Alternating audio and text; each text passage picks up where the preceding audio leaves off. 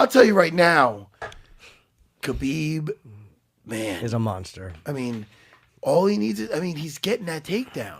He's getting the takedown. There's no way you can stop him for long. He pressured Barboza horrendously, and there was no way. Edson got a few kicks off. He started with those low kicks. He was getting them off, but they weren't enough to stop Khabib. They just weren't enough to keep him off. It's funny how it starts off with some of these fights where guys try to do their game plan. I'm talking about fights, the last couple, like Michael Johnson versus Khabib.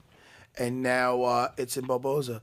They have a game plan, and look, the first minute or so, you're saying, "Oh man, this guy might have solved this riddle." He's landing his like Michael Johnson was going to the body. He was going down, going upstairs. He was moving, hitting, and oh man, he shook. Oh man, had him rocked at one point, and then the second hits the floor, it's already, they're not only losing the round. It's lucky if they get out of the round. It's a schoolyard beating. But it goes from such a reversal of man, this guy's hanging in the fight. Maybe he's gonna do. It's on the floor. It's like, dude, I don't know if he's getting out of this. Barboza looked the way I would have looked, like on the face. Like that's how I would look if I was being beaten up, just shocked and unhappy. Well, that's what everybody looks like. They just look stunned by how powerful the guy is. I think he's a lot stronger than people think he's gonna be. And you know, Ricardo Almeida is working as his the jiu-jitsu coach of Edson Barboza. So they're doing nothing. And I seen the countdown special. And I seen him working some, butterfly guard to making framework to getting back up. And I'm like, well, I want to see if he has anything down there. And sure enough, it's not so much that he's doing things wrong down there, but there's levels in everything in this. And on the floor, he's on a whole other level than anything we've seen. Yeah, I want to see. Now look at Tony, and I like that Kevin Lee is very dangerous. Yeah. But now you look at Kevin Lee getting mounted and doing what he did to Tony Ferguson. And I hate that. And I don't want to knock Tony Ferguson. What Ferguson did to him or what he did to Ferguson? No, what he did. But Ferguson ended up taking him out. Yeah. But until then, before that, with, Kevin Lee got mounted past his guard, got mounted on him. Got mounted, and the round ended with him maybe getting out. But was he mounted when the round ended? I forgot. It was like towards the end of the round, but yeah. But, that's I'm not saying that's Kevin Lee, but you gotta assume that Khabib's on look at Khabib on top. I mean, I haven't seen anybody do what Khabib does. But have we seen anybody fight Khabib who is really, really good on the floor? Like Michael Johnson is known more for stand up, and so is Barboza. I haven't seen him. He's got a decent wrestling background. Yeah, Michael Johnson has a wrestling background. But I mean, you don't look at him as like, there's a guy who's them though. And look what he did to RDA. Right. RDA's good on the floor. Yeah. RDA fight. I mean, he just puts you against the cage and smothers you. And he did that. He was pulling his arm out. Didn't they have the clips of him wrestling a bear as a kid? Yeah. Was that him? Yeah. I mean, dude, it's so awesome. He is so powerful, and he's and technical, but it's a different thing when this guy gets a hold of you. It's not like, look at Conor McGregor. He had his hands full with the Chad Mendez, who basically 3-week camp, yeah. Yeah, basically. So it's no camp. Guy was out hunting or whatever it was. And that guy gave him some trouble on the floor. Now, and he lost position because he went for a funky guillotine. If this guy gets a takedown on anybody, you're lucky to survive the round. No one thinks. I know Conor has to know that he can't beat him on some level. I mean, he might be able to knock him out if he hits him because apparently his left is. They say he's just what did Poirier say? It's harder than anybody's fought. Yeah, he can knock. I think most guys out in that division if he hits him. But you had better land the first one because the first punch you throw and don't land and he grabs you, you're finished. Yeah, you're he finished. Battle through. Yeah. No, then again, every time we think Conor's finished, he winds up winning.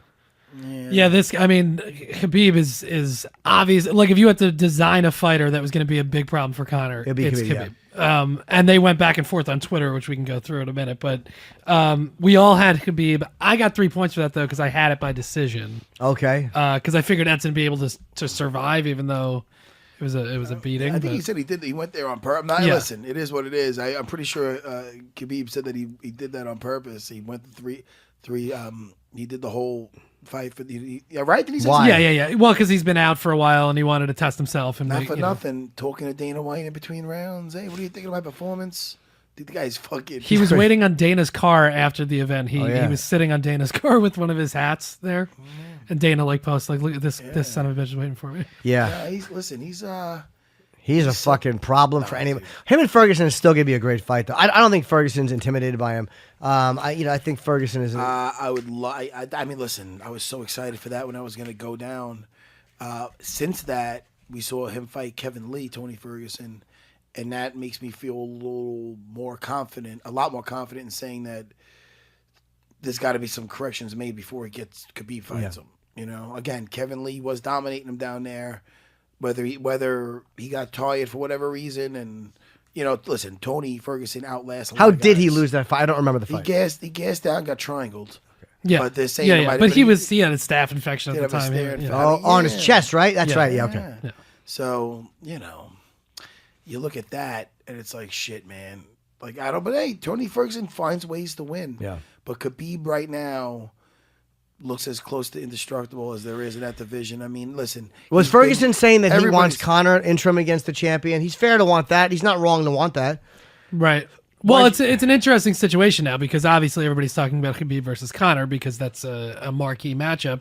But Tony Ferguson is the interim champ. Yeah. And so he'd have to fight Conor first, or if Conor's not coming back, maybe Khabib versus Tony Ferguson. He's fought one fight. Did you hear the tweet that Conor? Read that first because it's pretty funny. I don't know if you heard this, Jimmy. Yes, I did. Yeah, so this was after, obviously, Khabib's win at 219. Everybody's waiting for Conor to make a comment. Conor tweeted, "That Dagestani was dog shit the other night. Yous are all nuts.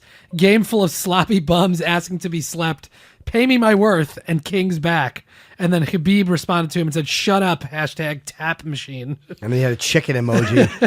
And then Conor said, "Truly, truly, truly, get on your fucking knees and beg me. Otherwise, I don't give a bollocks. My whiskey's out this year, and that's Diddy bread." And then Khabib posted a picture. Well, don't rush that. That's funny. Okay. The Diddy bread one is great. He's going to be making real money. That liquor comes out, he's gonna be making Diddy bread. He said, "I like that." So then Khabib responded with a picture of himself riding a bear, chasing Conor, who's holding the title, and he looks all scared, which is hilarious. And then Conor replied to that, "I slaughter your pets and wear them as coats, and I only wear them once." Yeah. I only wear them once. I know, listen. But that's like a nice preview into if they fought. Like, that would be a really fun build up to that fight. And Tony's in the mix too. I mean. And I get the part of Conor's thing is the money and spending the money, but I'm a little sick of hearing about it. It's like it's been over a year since you fought at that weight or in the UFC. I'm tired of hearing "pay me my worth." Just leave the sport then.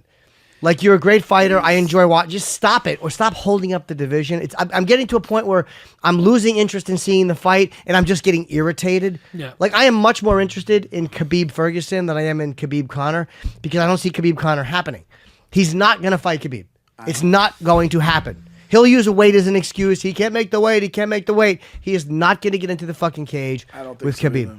Khabib would maul him against the fence, and he knows it. And it's no disrespect to Conor. Oh, no, for sure. I mean, it's questionable whether anybody can not get mauled like that. Yeah, by him. Right. Especially somebody who's not great on the ground. I mean, look, standing up, Conor's devastating. He really is. Right. He's fast.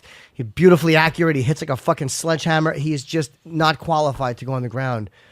And that's not to insult him. Although, again, he fucking stopped Eddie from taking him down, but Eddie is not Khabib. He did a good job against Nate in that second fight, but he's not Khabib either. Styles make fights. Tony Ferguson's a way better fight for him. For Conor, yeah. Sorry, I got my foot out. Why? Sorry? Sorry about my heart on? You're so nasty. I'm taking my Matt's barefoot in the studio. It's really creepy. It is kind of creepy.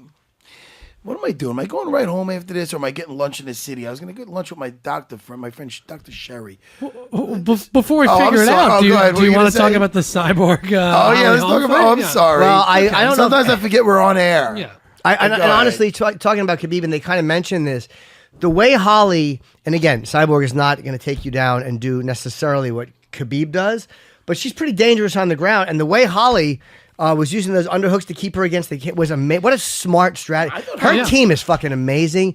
Holly, even when she loses, except for Misha, it's always a decision. She's always tough. Oh, yeah. Her team is really great. She's prepared for every person she fights. Her game plan was brilliant to keep her up against. She was fighting somebody who I think hits a lot harder, who's better standing up. All right, maybe she's better with her legs, Holly, and maybe she's a little.